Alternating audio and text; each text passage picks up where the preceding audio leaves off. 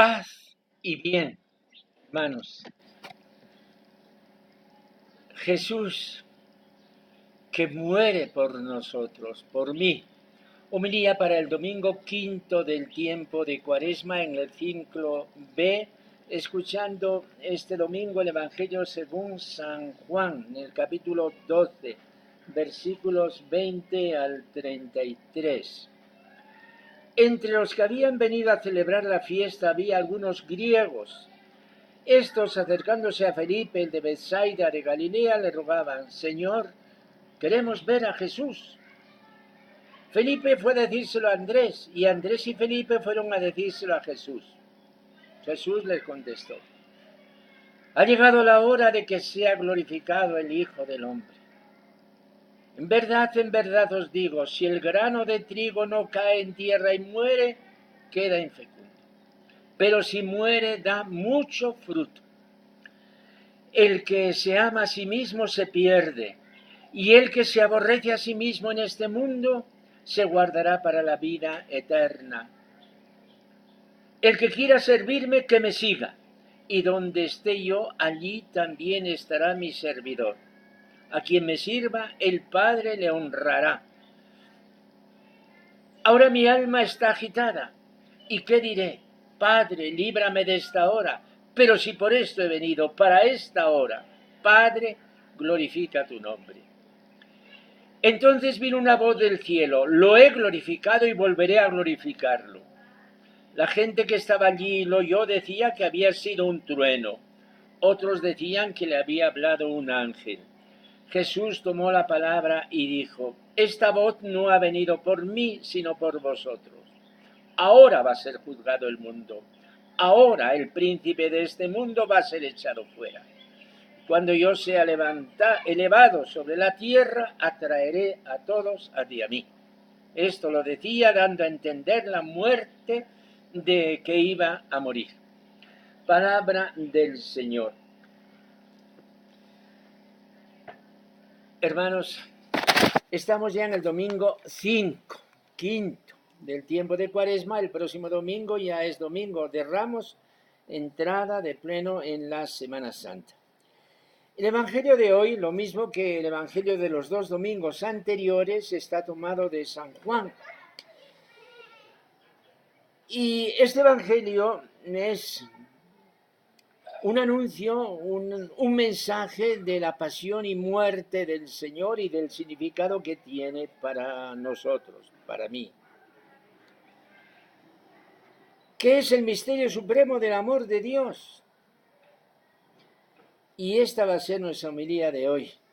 Jesús ha muerto por nosotros, por mí. Mi corazón tiene que rebosar de inmenso gozo y de gratitud.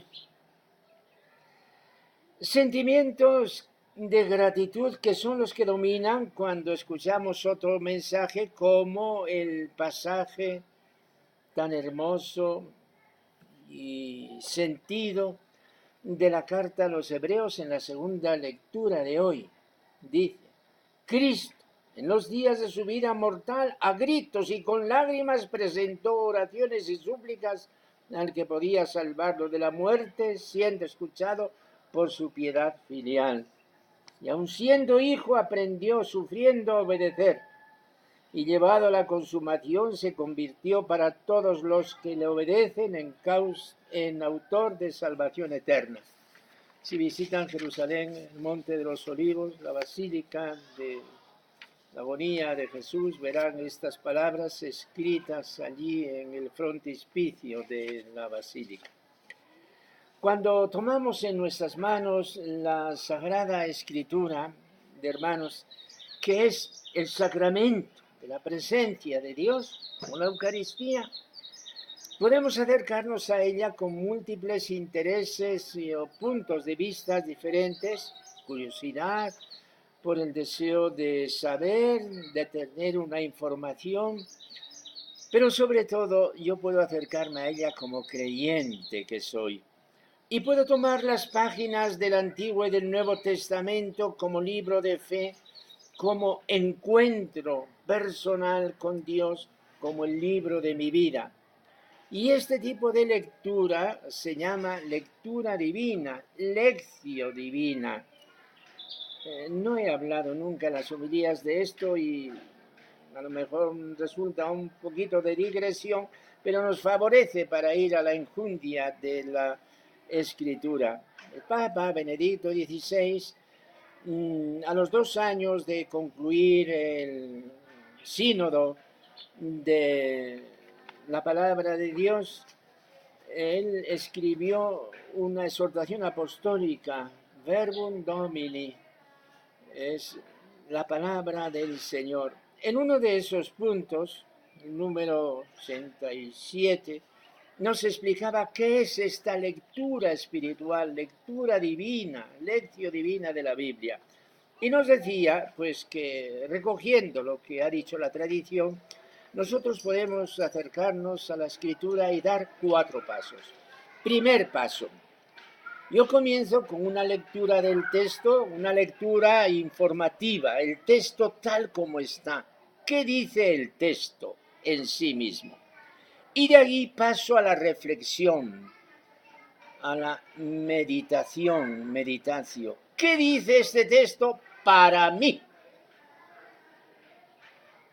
¿Qué me dice personalmente? Y de ahí avanzamos a un tercer paso, que es, ¿qué le digo yo a Dios con este texto por delante, en las manos? La oración. Pero aquí no se termina, hermanos. Ahora, de esta actitud de corazón pasamos y damos el cuarto paso, la contemplación. Ahora yo me dejo llevar por el texto, navego mar adentro por el texto y comienzo a contemplar, a contemplar. Y este pasaje que hemos leído hoy es un pasaje puramente contemplativo. El grano de trigo que muere. ¿Quién es el grano de trigo? Jesús. ¿Cuál es el fruto que ha producido la muerte del grano de trigo? Una cosecha inmensa. Yo soy el fruto de esa muerte. ¿Y cuál tiene que ser hoy el grano de trigo? Yo. Todo esto, hermanos, es reflexión, es mucho más que reflexión, esto es contemplación, contemplación de las maravillas de Dios. Y entonces yo de estos pasajes de la Escritura saco una visión de vida, un aliento diferente, de hermanos. Estos días nos hemos visto conmocionados por todo lo ocurrido con Gabriel, que no lo vamos a volver a recordar. Cuántas lecciones de vida. Pero estas cosas, hermanos, leyendo los periódicos de España o leyendo los periódicos de aquí, es que están ocurriendo. Y sin leer los periódicos también, porque uno como confidente puede escuchar cosas que son semejantes. Cuando enterraban a Gabriel, más bien cuando le hacían el funeral, aquí cerca de donde yo estoy, pues di una plática y me explicaban lo que había ocurrido. Pues hemos hecho el funeral de Conchita. Pues, ¿quién es Conchita? Conchita era una niña de 13 años y me contaba el padre de este centro de asistencia donde la niña pasó toda su vida, cómo una vez los hombres de la basura encontraron, esto no es una basura, esto es una criatura, dieron parte a la policía. Esta criatura ha nacido hace unas horas, la recogieron, la pusieron en una casa de caridad y de amor, es el que me lo contaba. Esta niña tenía parálisis cerebral. Esto ocurría hace 13 años. La niña nunca ha podido hablar, pero la niña sonreía con sus ojos limpios y reaccionaba cuando pues le tocaban la carita. Esto es una maravilla de amor. Hermanos, esto es el grano de trigo que muere para que dé fruto. Dios pues ha recogido esa vida bellísima, que en torno a sí ha tenido amor, no el amor de la mujer que le trajo al mundo, no, pero sí el amor de las personas que le han vuelto con su cariño y que no la han desechado. Si el grano de trigo no cae en tierra y muere, queda solo. Si muere, da mucho fruto, el fruto del amor que inunda la tierra. Hermanos, me he desprendido del texto que tengo aquí escrito, pero les estoy hablando desde el corazón y desde esa contemplación espiritual de los textos sagrados. Vamos a concluir. Y concluimos dirigiendo nuestra mirada a Jesús. Señor Jesucristo, tu evangelio es la luz de mi vida y tu evangelio se resume en una palabra: amor. Por amor al Padre y por amor a nosotros has aceptado la muerte para darnos tu vida divina. Gracias, Jesús, Señor mío y Dios mío. Amén.